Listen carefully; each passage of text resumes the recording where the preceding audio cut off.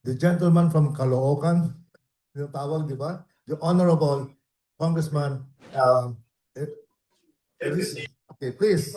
Egay na, sige, Egay, okay. Yeah, Deputy Minority, mabigat yan. And one of the voice in the wilderness. Tama? Ha? Sige. Caloocan, yeah, Congressman from Caloocan. Okay. Caloocan Day. Oh, congratulations. So, ano, magbo-blow out ka? 64? Sige. Wow, 64 years. Okay, guys. Congressman, the table is yours. Good morning. Good morning po. Ano po ba ang ating ano?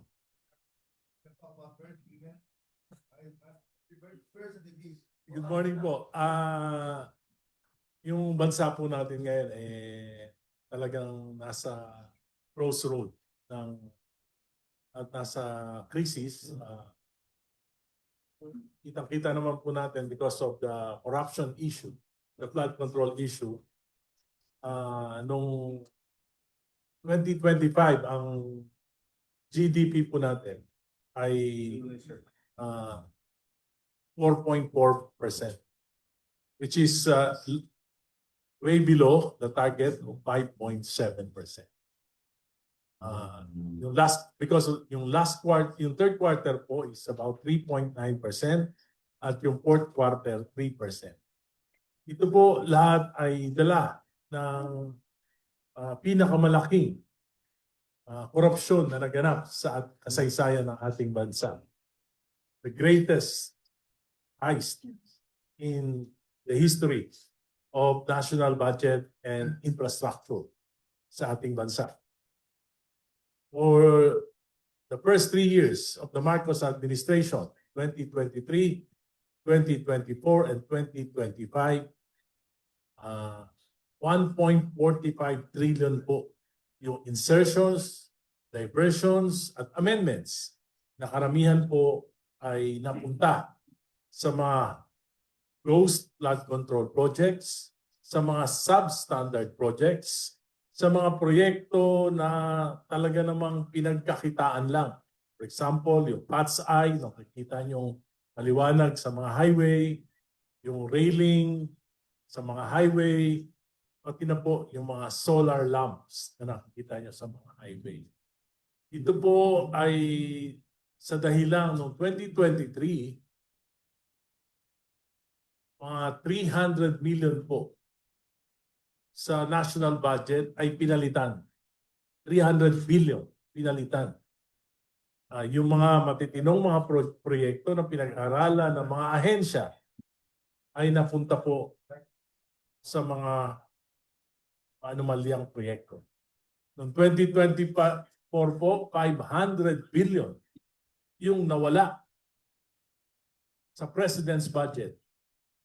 Yung mga matitinong proyekto tulad ng ating mga foreign assisted projects tulad ng Metro Subway, tulad ng PNR Elevated Railway, lahat po ng budget cover dyan ay tinanggal, inilipat sa unprogrammed appropriations at pinalitan ng mga maanumalyang proyekto. Noong 2025 po, 473 billion po yung inalis sa national budget, pinalitan ng mga maanumalyang proyekto. Kauna-unahan sa kasaysayan ng Pilipinas na may ganito pong kalaking insertions, diversions at amendments sa national budget. Ang national budget po ay napakasagrado sapagkat ito po ay sinisimulang himayin at pag-aralan Enero pa lang ng for example, yung 2027 budget natin, January pa lang po pinag-aaralan na yan sa mga ahensya doon po sa ibaba. Pagkatapos po dinadala yan sa mga regional offices, dinadala yan sa mga national offices. Pagkatapos sa kaya pa lang yan dadalhin sa DBM at aaprobahan ng kabinete, aaprobahan ng presidente. Pagkatapos pong pag-aralan, dadalhin sa Kongreso. Pagdating sa Kongreso, ano nangyari? 2023, pinalitan lahat. 2024, pinalitan lahat ng mga importanteng proyekto. 2025, pinalitan lahat yung mga importanteng proyekto ang ipinalit. Yung pong mga proyekto na malaki ang kickback na halos wala nang ginagawa. Pinagpiestahan po ng Marcos administration ang national budget for the last 3 years. At yan po ang nangyari, bagsak ang GDP from 5.7% target, 4.4 po ngayong 2025. At dahil dyan sa mga investigasyon na nangyari, mga knee-jerk reactions ng gobyerno, ano po nangyari? Hanggang ngayon po, wala pong public spending sapagkat walang bidding sa infrastructure. Tinanggal lahat ng mga flood control projects. Kahit yung matitino, tinanggal. Hanggang ngayon po, hindi pa alam kung kailan magkakaroon ng public works bidding. Ano ibig sabihin niya? Daan-daan libong mga construction workers, wala pong trabaho ngayon. Ano po ibig sabihin niyan? Maraming malulugi ng mga negosyante, construction supplies, at iba pa. Ano po ang ibig sabihin niyan? Ang hula ko po, may projections, by first quarter, hindi lalagpas. I'm sure, less than 3% ang GDP. Lalo pong maghihirap ang ating mga kababayan. Kaya po, mahalaga na hindi matuldukan ang investigasyon dito sa pinakamalaking korupsyon na nangyari sa ating bansa. Subalit nakikita ko po, yung ICI na binuo ng Pangulo through Executive Order number 48, hindi po napondohan. Hindi nabigyan ng karapatang suporta ng palasyo. Kaya dalawa po sa mga pinagkakatiwalaang miyembro ng komisyon, si Commissioner Babe Singson at si Commissioner Rosana Fajardo ay nagbitin. At ngayon po, halos hindi na natin alam kung ano ang ginagawa ng ICI. Pinagmadali kami sa Kongreso. Prioritize ng ating Pangulo yung pagbuo ng isang Independent People's Commission against infrastructure corruption. Ito po ay minadali namin, naipasa namin sa committee on government reorganization, December lang po. December pa po. Nag-overtime po kami. Pero ngayon po, hindi na namin alam. Pebrero na, nakabimbin pa rin. Hindi na gumagalaw sa Kongreso. Ang Blue Ribbon Committee ni Senator Lacson, hindi mo maalaman kung ano direksyon. Ginagalang ko po si Senator Lacson, pero nakita ko po ngayon, parang walang direksyon yung kanyang pag-iimbestiga. Siya mismo, pinangalanan niya si Executive Secretary Lucas Bersamin at ang pamangkin nito, si Yusek Adrian Bersamin na tumanggap ng 8 bilyon mula kay Engineer Bernardo. Pero hindi niya po inimbestigahan, hindi niya pinatawag at ngayon lamang nabasa ko na wala siyang balak ipatawag ang mga Bersamin. Bakit po? Bakit pagka mga kontraktor pinapakulong? Bakit pagka yung mga maliliit na engineers pinapakulong? Nakakasuhan ng mabilis. Pero bakit pag lumalapit na sa doorstep ng Malacanang? Bakit pagka mga kabinete na humihinto, umiiwas na sa investigasyon? Kaya po, napakalungkot kung yung pong 1.45 trillion na ito na hindi ba ipapaliwanag. Command responsibility ng Pangulo ito. 2023, 300 billion. Pinalitan ng Kongreso. Pinirmahan niya, hindi siya kumibo. Binete niya, DBM, hindi kumibo. Napalusutan siya. Pero 2024, 500 billion. Pinalitan, sinalaula, hindi siya kumibo. Kabinete niya, DBM, hindi kumibo. 2025, 473 billion. Sinalaula ng Kongreso, ng 19th Congress. Hindi siya kumibo. Pinirmahan niya pa rin. Maliban sa 26 billion na kanyang binito. Pero 473 billion po, yun natira ng mga insertions, diversion. Nagtataka po ako, dati-rati, panay banggit, sa mga pangalan. Saldico, resign, tumakbo. Sino po ba si Saldico? Chairman ng Committee on Appropriations. Sino ba ang araw-araw niyang kasama? Sino ba ang kasama niya nagpaplano? Speaker Martin Romualdez. At lahat ng 3 taon na ito, sino ba ang katuwa ng Kongreso, ng Kamara, sino ba ang Senado? Binabanggit lagi si Senate President Chis Escudero. Pero ngayon po, tahimik na rin.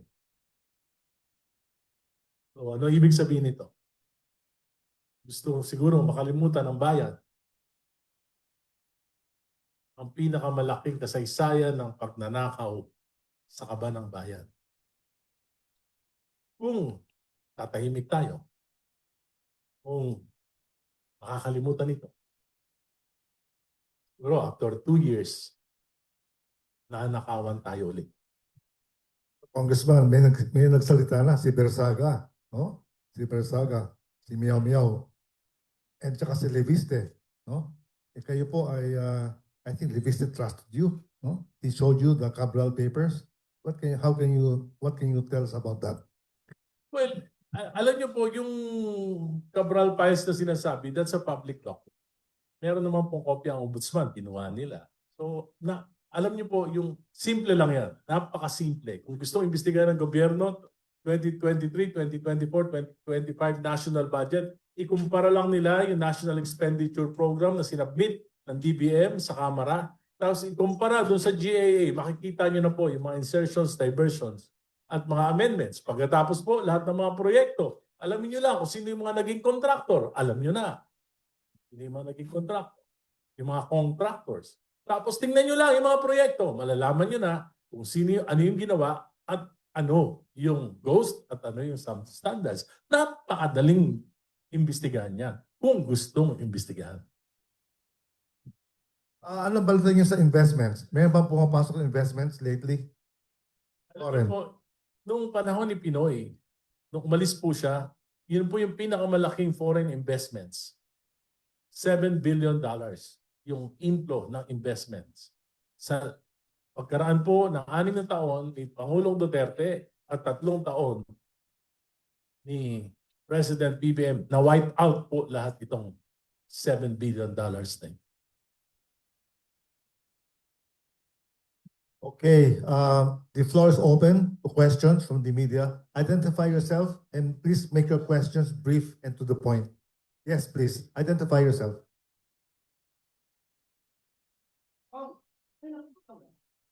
Kailan lang ba ito nangyayari, nagaganap? Kasi sabi mo kung dapat sa presidente dapat ang managot natin. And yet, wala nangyayari. Ano to? Sa eskwela lang ba talaga? Para sa akin, ayaw nilang malaman ang katotohanan. Kasi kung gusto nilang malaman ang katotohanan, magiging masusi yung investigasyon. Ang talagang may ano dito? Lahat. Ito talaga. Sabi ko po, lagi ko sinasabi, kaya na sinabi ko kanina, 23, 24, 25 budget, sila laula, hindi siya kumibo. So it's either complicity or a question of competency. Wilson, any questions? Headline ngayon sa mga Charlo, sabi niyang Senate Rules Committee, hindi daw kayo imbitahin for the investigation. na chismis lang daw yung sinasabi nyo. Well, hindi po chismis kasi yung 5 congressman inimbita ni Congressman Lebiste. Pinakita sa amin yung files na naglalaman ng text messages between the President and Yusek Bersamin. Nandun po, alagay doon, 7 billion. Nag-report siya kay Presidente na tanggap na lahat ng 7 billion at March 24 po yun, 2025. At susunod niya yung kwenta kung saan-saan napunta yon. At may mga napunta doon sa mga kandidato na alyansa, 11. 12 po yung kandidato na alyansa, 11 yung nabigyan. Lahat po nabigyan. So including Senator Lacson. Di ba? Senator Lacson. Senate President Tito Soto nabigyan. Alam po na hindi naman nila alam kung saan galing yon. Kaya walang problema doon. Natural lang naman na yung mga national candidates sinutulungan ng kanilang mga kapartido. Di ba? So, may napunta kay Andrew E. 68 million talent fee. At yan ay dumaan lahat kay Congressman Toby Chanco. Ang ginawa ko, pinunta ko si Kong Toby. Dahil kaibigan ko naman niya. Tinanong ko siya, totoo ba yan? Sabi niya, totoo. Nagsalita dito, no? Totoo. Na may, sabi niya nga, tinawaran ko nga yan si Andrew E. Nagpatawad ewan ko bakit 68 billion pa rin yung nakalagay na nagbibiro sa akin si Kong Toby. So, NID wala. NID. hindi ko alam pero kasi na parang out na siya noon sa umalis na siya noon sa. So, ibig sabihin, ito pa lamang ay worth investigating na dahil may facts eh. Di ba? May facts. These are facts. Pangatlo, yung pinakita sa akin ang mga text messages, merong ibang issue, not just the campaign, pero may mga national issues na pinapatrabaho si Presidente kay Yusek Bersamin. So, kung hindi totoo to, di patawag. Kung totoo to, hindi to, malalaman natin kung papatawag ng Senado si Yusek Bersamin, si E.S. Bersamin. Di ba? Patawag lang para magkaalaman. By the way, ni-reveal yan ni Congressman Tino February 9. Ano nung date na ngayon? February 16.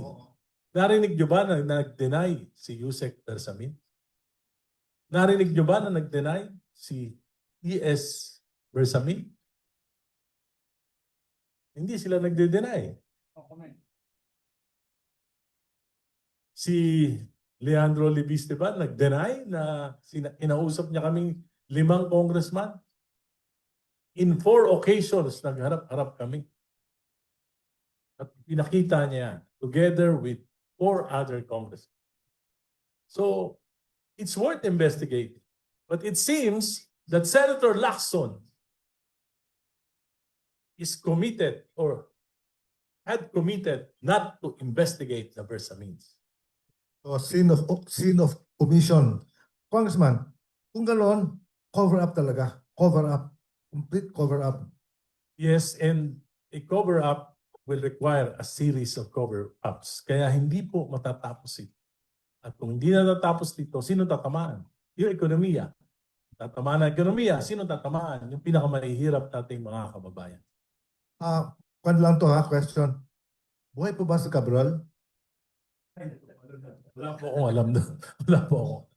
Anyway, can I change the subject? Because sa China, kasi nagkakaroon ng issue ngayon sa Congress, no? I mean sa Senate, with regards to Terriela's statement and the Chinese embassy's reaction. Ano pong take niyo dyan? Architect of foreign policy is the president. So, kung ako po ang tatanungin nyo, hahayaan ko na po yung Pangulo ang dumiskarte. Bakit? Marami po siyang kaalaman, intelligence information na hindi alam naming mga politik. So, dapat, presidente ang manguna, dapat maging malinaw yung posisyon ng presidente dito. At kung ano man yung maging posisyon niya, Dahil ito po ay foreign relation, dapat suportahan natin siya. Another question to Congressman. Si Freddy Topacio filed, I think, a case, di ba, a few days ago against Soto, no? Ano po ang take niyo dyan? Yung kanyang petition. Marami na po akong laban. Ayoko na makialam sa laban ng iba. Okay, guys, any more questions, please? Mukhang nakuha niyo yung soundbite. Yes, sir. Identify yourself. Ed Road News Tabloid and 96.7 News FM. Kung nararapat pa bang manatili itong mga senado sa Congress, wala namang ginagawa eh. May mga usap-usapan, tanggalin na lang. Mas makakatipid pa yata ang Pilipinas dyan. Hindi naman po. Yung institusyon ay dapat natin igalang sapagkat yan ay bahagi ng ating saligang batas. At madali pong mag-akusama. Naniniwala po ako na marami pa rin matitino na congressmen at mga senador. Kaya lang po na dahil dito sa mga issue at dahil din na, alam nyo, yung ginagawa ko ito, napakamahirap na nitong ginagawa ko na ito dahil may mga epekto ito sa aking pagiging isang kinatawan at politiko. Subalit, sa tagal ko po, I've been serving our country for the last 50 years in various capacities. So, para sa akin po, baka ito na po yung mga huling panahon ng paglilingkod ko. Gusto ko naman po na kung ano yung sa tingin ko yung magiging tungkulin ko ayon sa aking mga discernment. Na ang batayan ko po ay ang aking mahabang karanasan, ang aking mga iniidolo. At siyempre, yung batayan ko dito ay matindi kong pananampalataya sa ating Panginoon. Gagawin ko na lang po yung sa tingin ko yung nararapat. Very good. Yes. Sige. Okay. Quickly. Then in forward ka talaga against sa corruption and directive of course sa administration.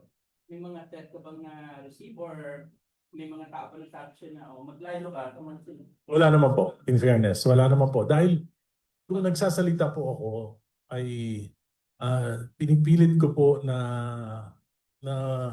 maging magalang kahit na masakit yung aking mga sinasabi. At naniniwala po ako na wala akong sinasabi na hindi totoo. At kung meron man po yung makakapagpatunay na may hindi totoo akong sinabi, ako po ay hihingi ng public apology. Pero sa ngayon po, ang lahat po ng sinasabi ko sa totoo lang. Well, the truth hurts, di ba? Ang problema ng ating bansa, truth decay. Yes, ma'am. Go ahead. Tatanong ko lang po, ano po yung sabi niyo po dun sa Blue Ribbon Committee na during session, pag nabanggit po yung pangalan ni Romualdez ay nag-revision po yung session. Ano po komento natin? Kasi regards po yung sa flood control na pinag-usapan. Well, I think na-compromise na po ang Blue Ribbon Committee ni Senator Lacson. Kasi po, bukod dun sa kanilang political struggles for the leadership of the Senate, sa tingin ko po, meron silang ayaw na matumbok na katotohanan. Yes, identify yourself. Sabi ni Atty. Luistro na gagamitin nila yung process na ginamit dun sa impeachment process ni Pangulong Marcos, which is to dismiss in the process of sufficiency in form and substance. May pangamba po ba kayo na parang magiging pauwi lang din sa dismissal yung impeachment laban kay Vice President Sara Duterte? Ayoko pong pangunahan yung mga pangyayari. Gaya po na sinabi ko, I will prepare yung impeachment process ni President Marcos. I voted yes to the sufficiency and form. I voted no to the sufficiency and substance dun sa unang complaint ni Attorney De Jesus. Pero dun po sa complaint ng Makabayan Black, I voted yes. Bakit? Sapagkat sa palagay ko po, may sufficiency in substance. Dahil yung pong requirements ng sufficiency in substance, yung parameters, maliwanag po sa impeachment rules ng House of Representatives. Dalawa lang. Una, kailangan may recital of facts. Na-recite yan doon sa complaint ng Makabayan Black. Pangalawa, kailangan may kaugnayan doon sa impeachable offense. At yan po, ay napatunayan din ng Makabayan Black. Pero, siyempre, majority rules, talo po kami, pero sa tingin ko, dahil binayolate yung rules, pwede rin pong makialam ang Korte Suprema sapagkat ito po ay tantamount to grave abuse of discretion. Pagdating naman po sa complaint ni Vice President Sara, binasa ko po, sufficient informed, sufficient in substance. Kaya kung boboto ko, may sufficient informed, sufficient in substance. Ngayon, hindi ibig sabihin nun, may kasalanan na. Yan po ay makikita lang natin sa presentation of evidence. Pero doon kay Pangulong Marcos, hindi na hinayaan makapag-present ng evidence. Sana po, yung kay Viste Files, pwedeng na i-present to. Pero pinigilan na yung presentation. Dito, titingnan ko po, i-present, makikita ko na may kasalanan, bumoto ko for impeachment. Pero kung wala, bumoto naman ako against impeachment.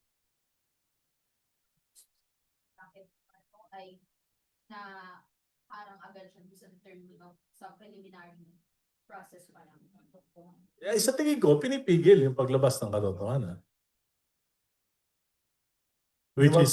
Which is bad for the impeachment process. Kasi po, masamang precedents. Ganyan na ba mangyayari? Na basta kakampi, hindi na pwedeng ma-impeach. Kailangan talaga, especially now, na meron tayong supermajority. At paano naman hindi magkakaroon ng supermajority? Bilyon-bilyon ng alokasyon ng bawat congressman. Eh bakit ka naman kukontra? Eh kung hindi mawalan ka ng bilyon. Ako? Kung meron tayo and pag-wait sa House sa Committee on Justice. Well, nagamit na naman po ito eh. So, dapat lang sundin. Hindi baguhin. Dapat lang sundin. Sorry. Tapos na? Congressman, you are also known for your anti-dynasty bill. Kamusta po yan? May pag-asa ba mapasa yan? Well, I've been an advocate of the anti-political dynasty. Ano po to? Yung aking advocacy na yan predates the 1987 Constitution. I've been fighting political dynasties in my city since I was a teenager. Kaya po, noong 1987 po, tuloy po kayo.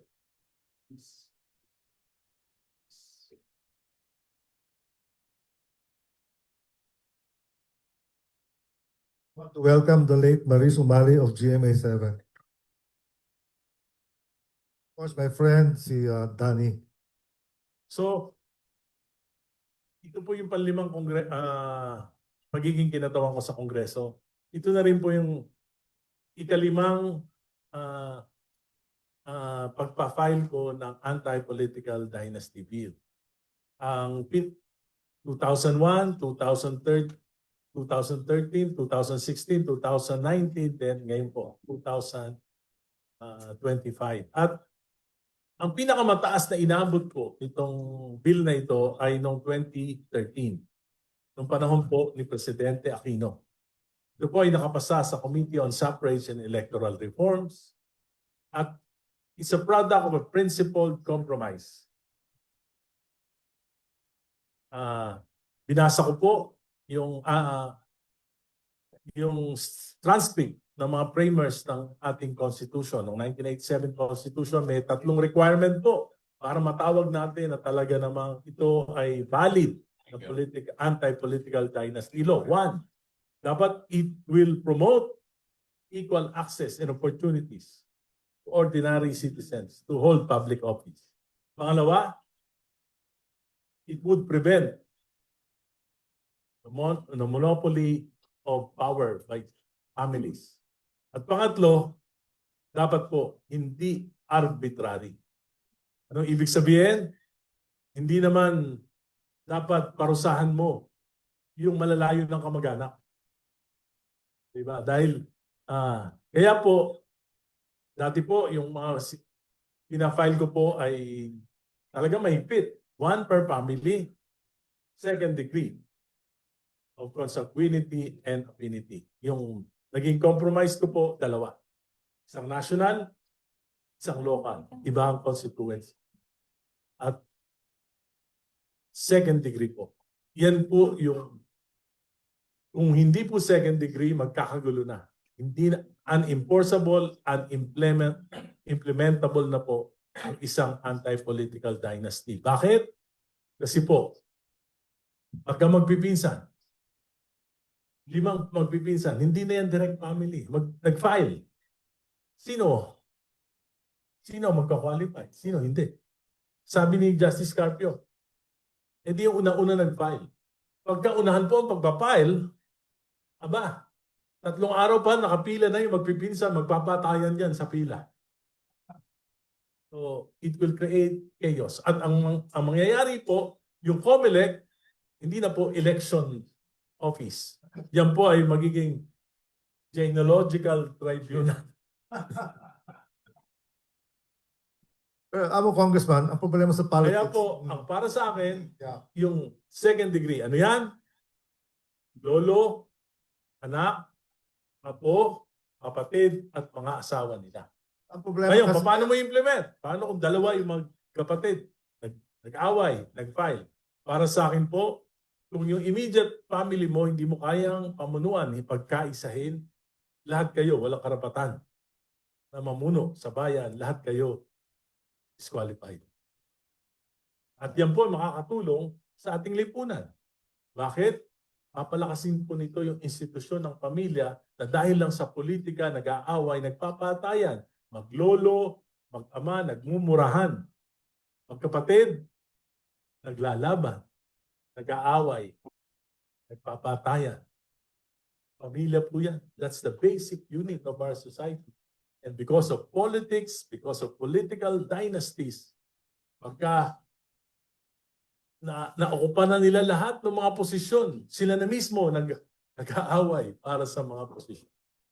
So I think the best version of the anti-political dynasty bill now is 1 national, 1 local, 2nd degree of consanguinity.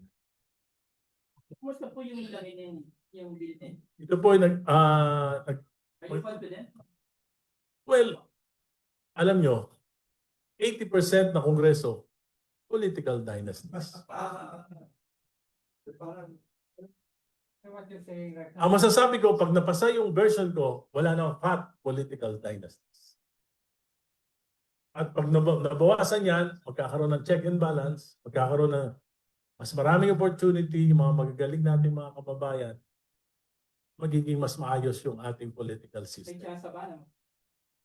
Depende kay Presidente.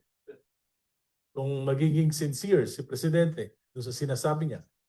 Dahil yung pinail ng kanyang anak, kalokohan po yun. It's a hoax. It's a hoax. Kasi doon, tinignan ko, 10 pwede. 10 pwede. So, kaya po, sa tingin ko, yun ang magiging susi po nito ay kung mararally ni Presidente yung kanyang mga kaalyado. And of course, the challenge is pinawalang sala si Presidente ng mga kaalyado niya sa impeachment. Kailangan niya po ng suporta ng Kongreso. So it's a choice between the devil and the deep blue sea. Congressman, ang politics kasi puro pera, di ba? So baka magkaroon ng mga tinatawag na dummy. Meaning they will support some people pero they'll be beholden to them. Eh, marami naman pong posibilidad. Ang importante lang, hindi talaga yung magkakamag-anak. At least kahit paano. Ngayon po, meron 6, isang pamilya, major position. 3 congressman, isang governor, isang vice governor, isang mayor, may barangay captain pa. So, lahat yan mawawala yan kung maipapasa natin yung ganitong version ng anti-political. Congressman, ano basta mo sa party list? Are we okay? Kasama po yun sa anti-political dynasty. Kung tawag doon kung tiba-tiba. Opo. Sir, good morning. Philip from Marine. You were saying again na ang labanan sa Kongreso ngayon are numbers. Of course. So, ano ho ang makikita ng solusyon para yung numbers na yun tumangki naman sa tama? Sa taong bayan po, kung may demand ng taong bayan, palagay ko po, magkakaroon din ng pagbabago ng isip. Dahil kung hindi, kaya nga sabi ko, pag hindi na ipasa tong anti-political dynasty bill, simple lang po yan. Gusto nyo mabigyan ng solusyon? Huwag na kayong boboto ng pare-pareho ang apelido. Yes, si Ma'am. Yes. Late lang po ako. Angie de la Cruz, Filipino Star na. Doon po sa ginawang pagbasura sa impeachment case kay Billy, may epekto po ba yun sa government decision sa impeachment case? Big Saturday. Well, wala naman po ako nakikita. Alam nyo, sinasabi ko nga, supermajority are allies of the president. So, I do believe na may sasampa ang impeachment complaint sa Senado kay VP Sara dahil ang kailangan lang po ay 1/3. I don't think that they will get more than 200, pero I think they will get the 1/3. So I think there will be a Senate trial. Pero palagay ko po, ang gagawin nila, magtatagal yung hearing sa Kongreso upang sa ganon, meron ng trial si Vice President at kung magtatagumpay sila na ipin down si Vice President dito sa Kamara, iaakyat po sa kailangan nila ng public support. So they will try to pin down. So it really depends on whether the Vice President is guilty or not. Kung hindi naman totoo, kahit na ano pang gawing paninira, hindi kakagat. Pero kung totoo, siyempre, lalabas ang katotohanan. 1/3 kasi number game. It's number game. Two star, numbers please. Two star.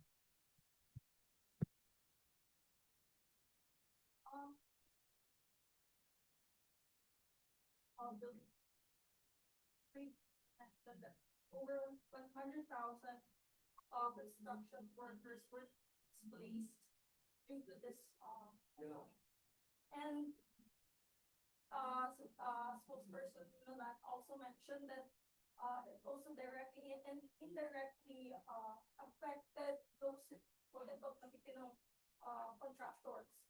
What do you think is the long-term implication of this? And what are the other industries that are potentially affected if hindi po assumption or mabigyan ng justice yung How many jobs will be lost, Congressman? How many people?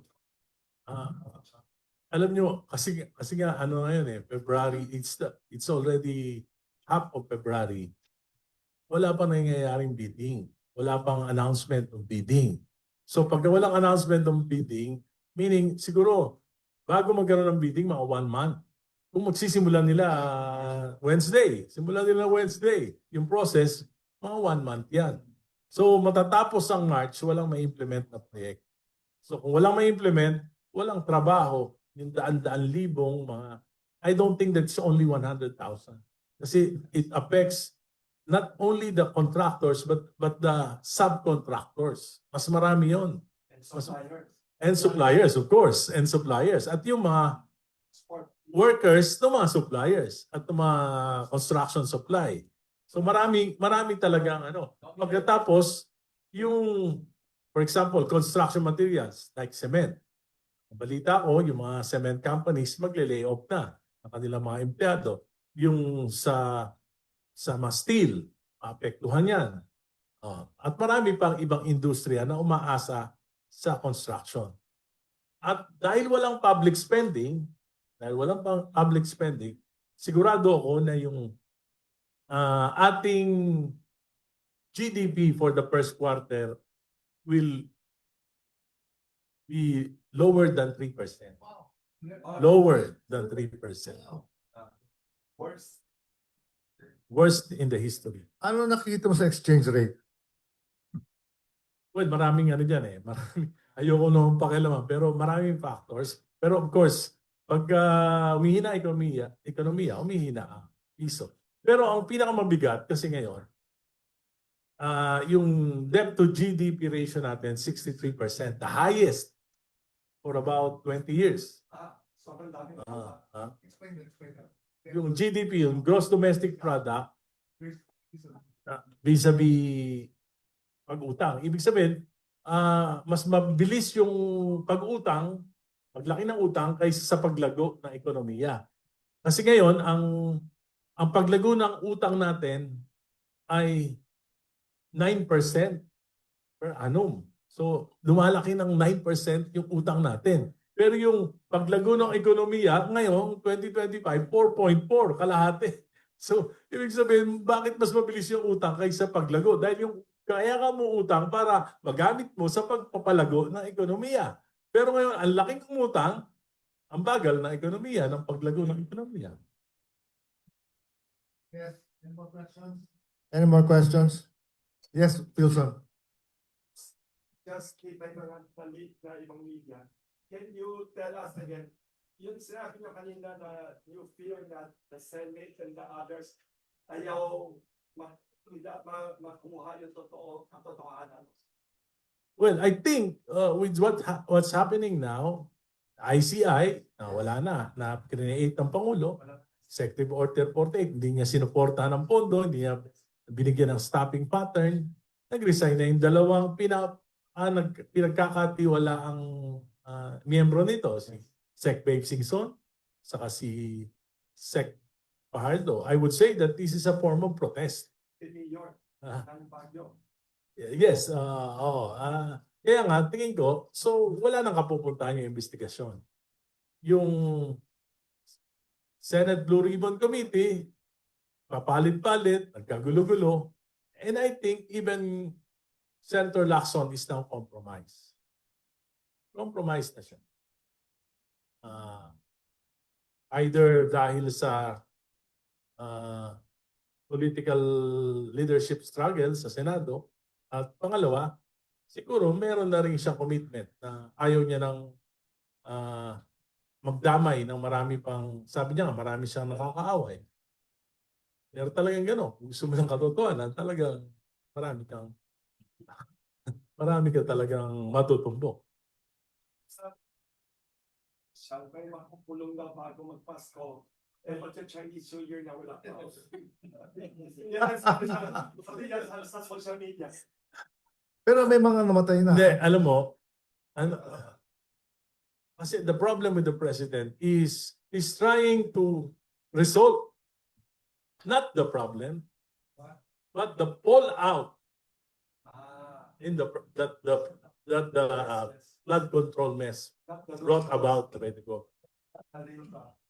Danny, question? Kong Elise, magandang umaga po. Sa gitna po ng mga kontrobersya na nangyayari ngayon, nakikita naman po natin na walang pinatutunguhan yung mga aksyon, yung mga ginagawa ng Pangulo.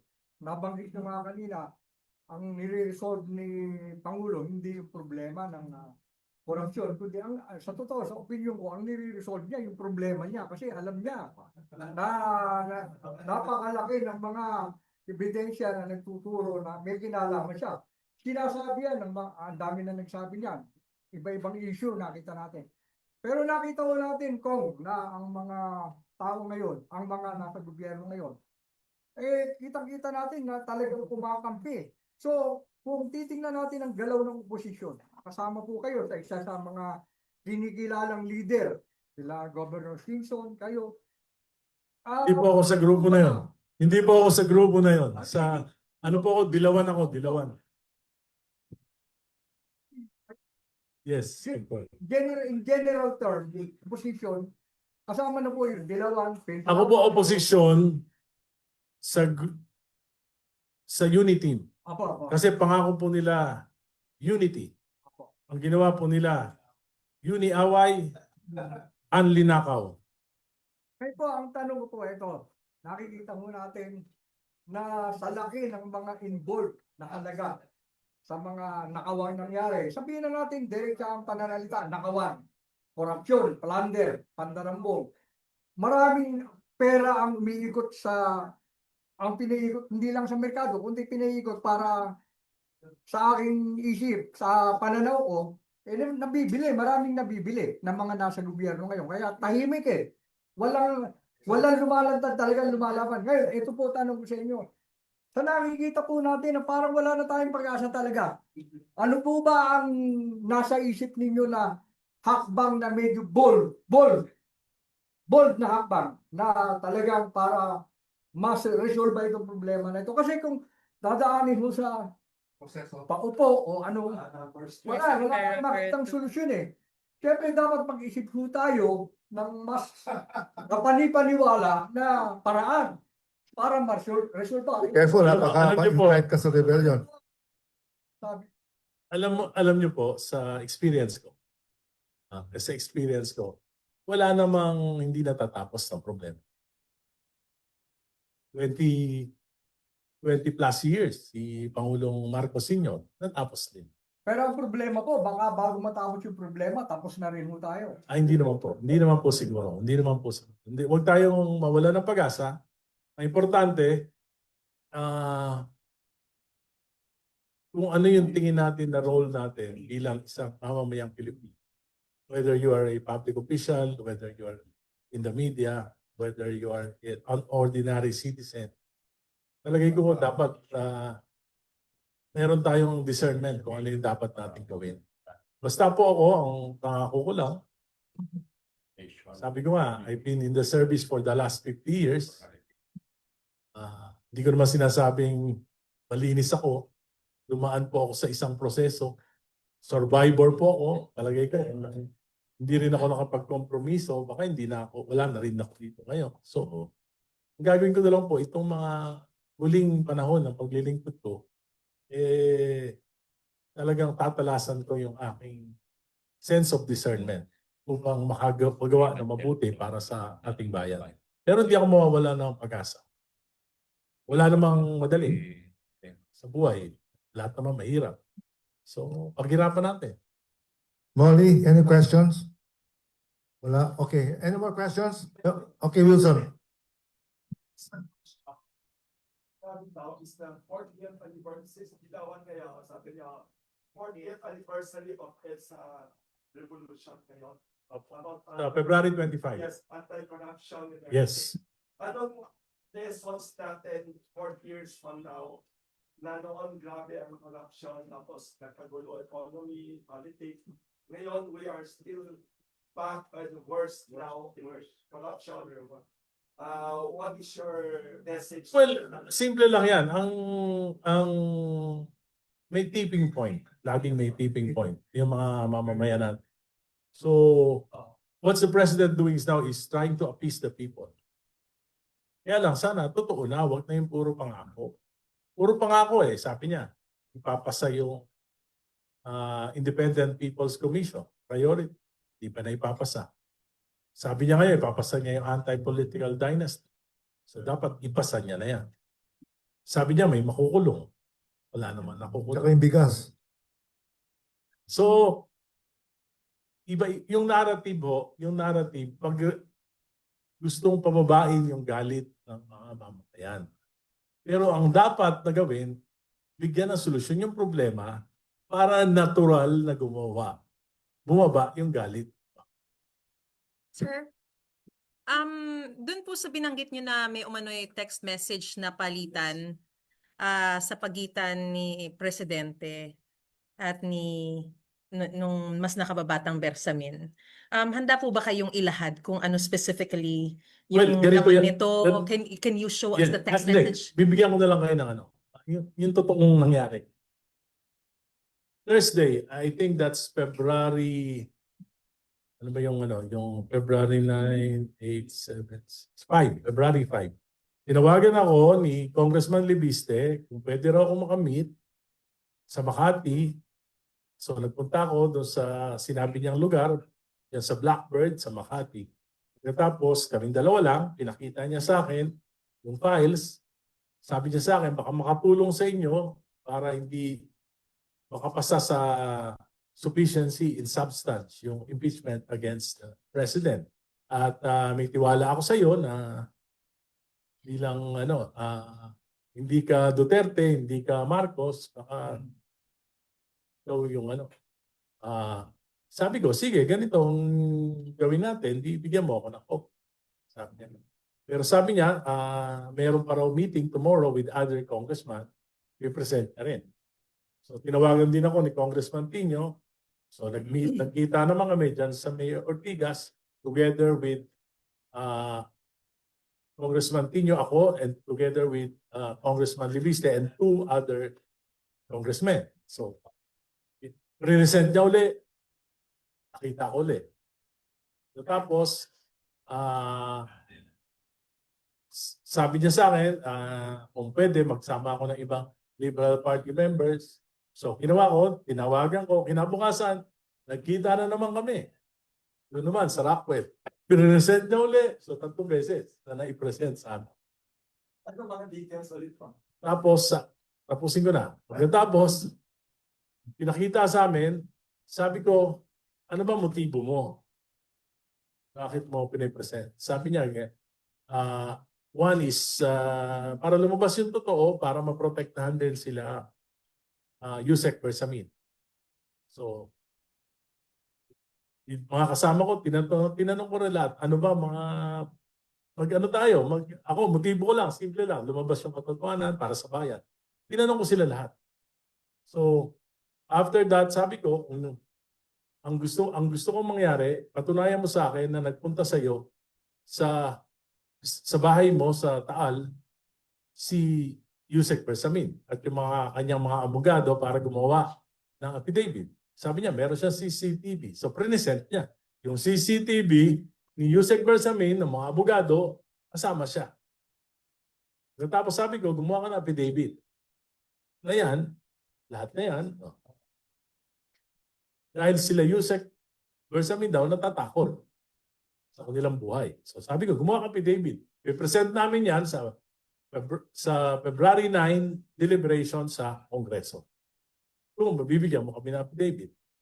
So sabi niya, gagawin niya raw. So Sunday, kita kami uli. Kita ka uli. Kaya lang, nung pagkikita namin, maatras na siya. Sabi niya, natatakot yung pamilya na ilabas. Pagka nilabas daw yon, may mangyayari.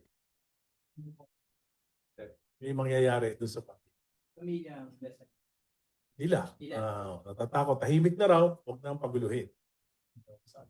Sabi ko, kailangan lang, lalabas daw sila kung merong enough support ng church at ng civil society. Yun ang sinabi nila. Doon sila lalabas. Kasi may nakausap daw silang bishop, ang sabi, itago na lang na ilabas. Ayun ang sabi. Bishop yun, ha? Yun ang sabi sa akin ni Congressman Catholic ba?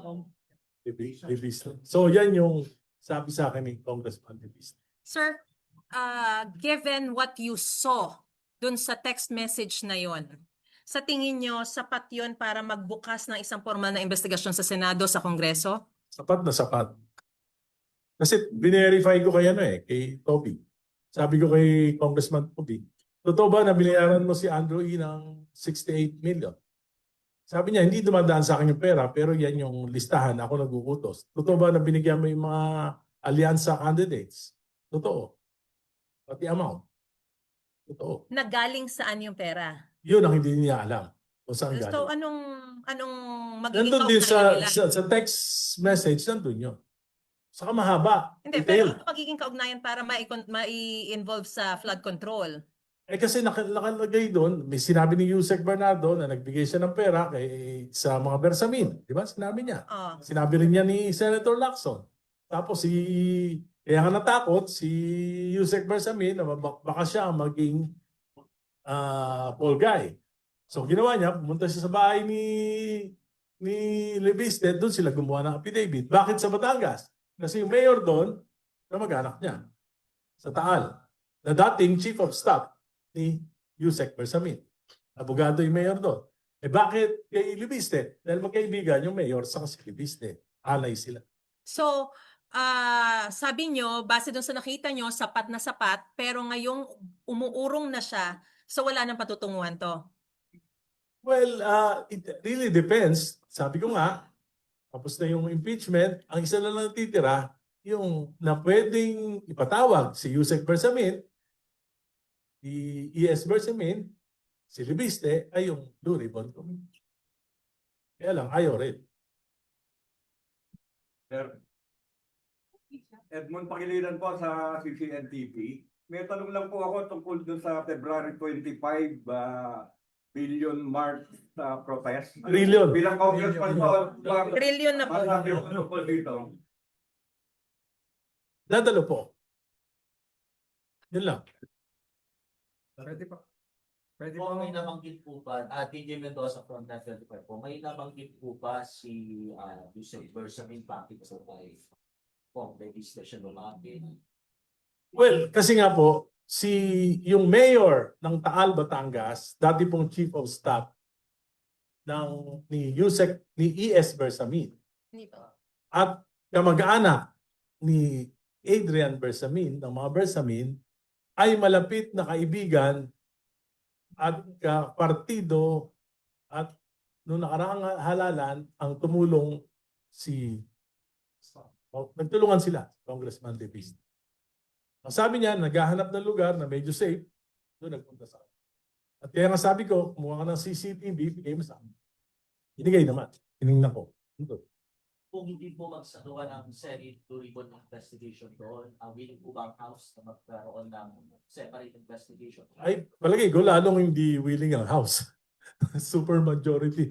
Anyway, sa akin po, imbestigahan nila o hindi, basta sinabi ko yung totoo, na impormasyon at ako po naniniwala hindi mo mapipigil ang katotohanan. Lalabas at lalabas yan. It's just a matter of time. It's just a matter of time. Kung bakit pinupurpo yung suporta niyo ni Libiste mismo, why not himself, si Congressman? Come out in the open and then reveal everything. You know? Well, nakita ko kay Congressman Libiste. Siguro dahil neophyte, hindi niya alam kung paano Tinatanong niya nga ako. Kung bakit kaya mong magsalita agad? Parang ako, mahirap na tumayo sa press. Neophyte pa talaga. Nakikita ko, iba rin yung mahirap din talagang maunawaan yung pag-iisip ng isang millennials yata ngayon, mga millennials, millennials. So, nagtatalo din kami. Actually, nagte-text ako sa kanya. Sabi ko, I think it's your duty, the duty of Bersamin to come out in the open. Sabi ko, bata pa si Yusek Bersamin. Kung hindi niya ilalabas siya pagdating ng 2028, iba magiging whether whoever will be the president, palagay ko, magde-demand yung mga tao para malaman ang katotohanan. So it's just a matter of time. Kung yung pinamimigay na pera niyo si campaign galing kay Yusek Bersamin. Yes, through the campaign manager. Yes. You know, the fact that this is from the executive secretary, Congressman, that is malaking weight niyan. Kaya nga sinasabi ko, February 9, salita si Congressman Tino. Ako araw-araw nagsasalita. Ngayon, February 16, nag-deny na ba si Yusek Bersamin? Nag-deny na ba? Ang dali-dali mag-deny. Dapat kinabukasan, may reaction na. Si Tiangco din, hindi na. Oo, wala nag-deny. Okay, it's already almost 11. We will now close. Oh, sige, okay, make it quick. Nabanggit mo nyo kanina na sapat yung mga text messages para magkaroon ng probable cause para umakyat yung investigasyon sa Senado, sa Kongreso. Pero nakikita ko, Actually po, yung Senado po, hindi naman kailangan ng probable cause eh. yung Doon nga, bigla na lang lumalabas, Gutesa, kung sino-sino, di ba? Kung gusto lang nila talaga na napaka-importanting information that there is a connection between the President, kung hindi totoo, di mas maganda, pabor kay Presidente para malaman ng mamamayan na hindi siya involved. Pero ngayon, lahat ng Pilipino ang iniisip bakit ba nagkakaganyan ng investigasyon dahil siguro sa batang Presidente. 2023, 2024, 2025 national budget, 1.45 billion trillion pesos na pera ni Juan de la Cruz. Sinalaula ng Kongreso, hindi siya kumibo. 3 taon. Is either complicit or it's a question of his competency. At Bakit ayaw niyang sagutin? At gusto yun pagtakpan na rin ng Senado? That's why ayaw na nilang ituloy? I think so. What do you think is the motive? Well, one, leadership. Pangalawa, maski yung kasama ko sa civil society, kasama ko sa Dilawan, they are so afraid of a Sara presidency that they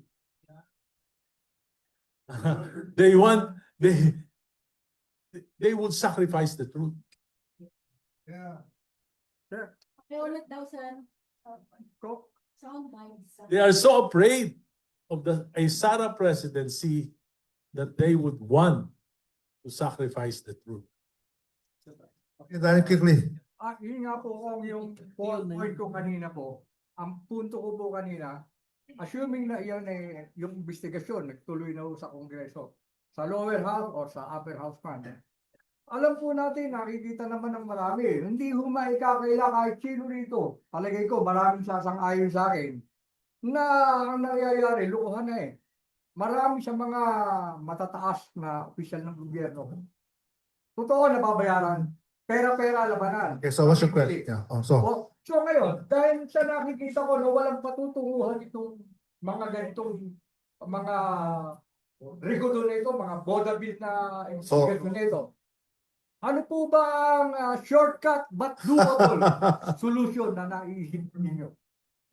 Wala pong shortcut. Alam mo, kaya nagkaganito yung bayan natin dahil sa mga shortcut. So dapat po yung mga mamamayan ay mag-isip. Dapat yung mga mamamayan mismo ang mag-demand sa ating Pangulo, sa gobyerno, na ipaliwanag ito. And kasi ako po, matindi yung paniniwala ko, sabi ko nga, God will create a way. Amen. Kahit sino po kung na opisyal ng gobyerno, pag makapalang muka at nanawagan ng mga tao, hindi mo makikinig. Matapang ang hiya. Pag matapang ang hiya, hindi makikinig sa katwiran ho yan. Yun ho ang paniniwala ko. So we just keep on fighting and God will create a way. Okay, Congressman, can you give a last statement? Yeah. Well, yeah. Yun na nga po, sa tingin ko, alam niyo po, namamanipulate na yung kaba, yung pangamba na maulit yung mga pag-aabuso ng mga Duterte ng panahon nila. Yun ang nagiging sagabal para baliwalain na ng marami yung ginagawang kasalanan at pagnanakaw sa ating bayan ngayon. At tingin ko po ay may masamang epekto ito. Bakit? Makakasanayan po ito. At kung makakalusot po ito, anong magiging exit plan ng Marcos administration after 2020? Whoever will be the president, hindi sila sigurado na hindi sila i-prosecute. Hindi aalamin yung katotohanan at pinagtatakpan ngayon. At ang kinakatakot ko, baka mag-isip sila na to extend themselves to perpetuate into power para hindi managot dito sa mga nangyayaring ito. Kaya nga makita nyo, payag na si Senate President Tito Soto ng pagpapalit ng konstitusyon. And even Congressman Puno is espousing a CONCON. Alam na natin na hindi na pwede ang CONCON. Bakit? Gagawa ka ng batas. Pagkatapos paggagawa mo ng batas, mag-i-elect ka ng mga delegado. Gagawin nila yung proposed constitution, tapos magkakaroon ng plebiscito. So ano ang option? Bandang uli, sabihin, di na kaya ng CONCON, kaya kailangan CONAS. Pagka CONAS, sinong magpapalit ng konstitusyon? Mga congressman, yung senador. So, kaya nga, mahalaga na tuloy-tuloy yung paghahanap ng katotohanan para maiwasan yung mga consequences ng pagbabaliwala sa katotohanan. On that note, we end the press. Can you give him a big hand? Okay.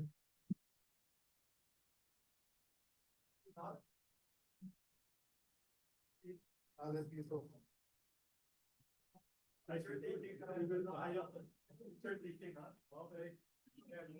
Chinese New Year pala. Chinese New Year.